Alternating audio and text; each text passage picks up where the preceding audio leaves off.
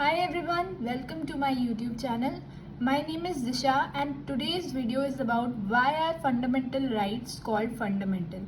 ये बहुत ही शॉर्ट सा टॉपिक है बट ये बहुत ही इम्पोर्टेंट टॉपिक है.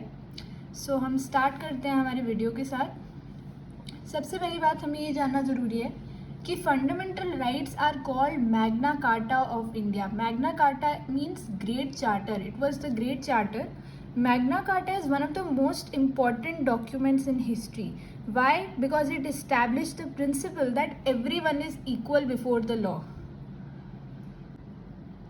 Everyone is equal before law. यही तो हमारा आर्टिकल 14 कहता है, equality before law and equal protection of law. तो यही जो पॉइंट है ये मैग्ना कार्टा में आता है, इसलिए फंडामेंटल राइट्स को मैग्ना कार्टा ऑफ इंडिया कहते हैं. That everyone is equal before the law, even the king, and it guarantees the rights of individual. ये जो मैग्ना कार्टा था ये राइट्स जो है इंडिविजुअल्स की गारंटी करता था. कौन से दो राइट्स की बात हो रही है? एक है right to justice and right to a fair trial.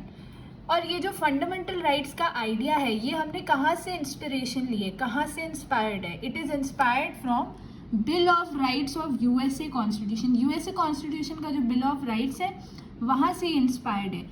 Fundamental rights जो है वो पार्ट 3 ऑफ द कॉन्स्टिट्यूशन में है and it is from article 12 to article 35. अब हमारा ये जानना ज़रूरी है कि फंडामेंटल राइट्स के मेन ऑब्जेक्टिव क्या है. फंडामेंटल राइट का जो मेन ऑब्जेक्टिव है कि ये पॉलिटिकल फ्रीडम को सिक्योर करता है. तो फंडामेंटल राइट्स जो है वो पॉलिटिकल फ्रीडम को सिक्योर करते हैं एंड जो हमारा सोशल एंड इकोनॉमिक फ्रीडम है that is secured by DPSP, that is directive principles of state policy. Now comes the main question, that is why are fundamental rights called fundamental. इसके दो main reason हैं.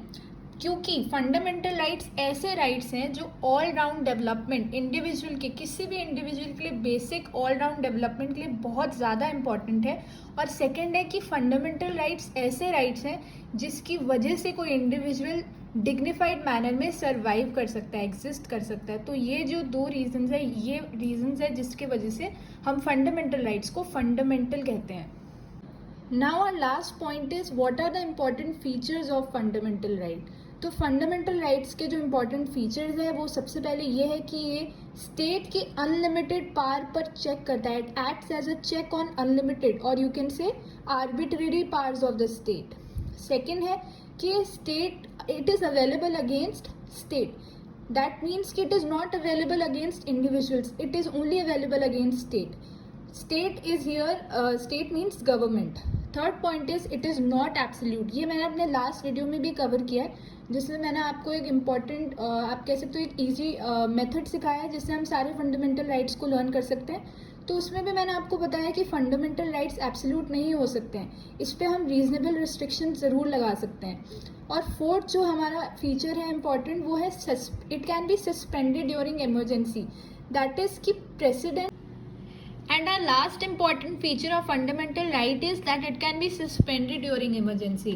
In fact हमारा जो article 19 है वो तो automatically suspend हो जाता है. That is freedom of speech and expression, freedom of peaceful assembly. सिर्फ दो ही ऐसे आर्टिकल्स हैं, article 20 that is protection in respect of conviction और article 21 that is protection of life and personal liberty.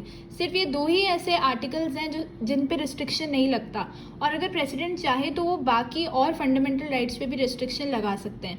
So this was our today's video. If you like the video please like, share and comment and subscribe my channel.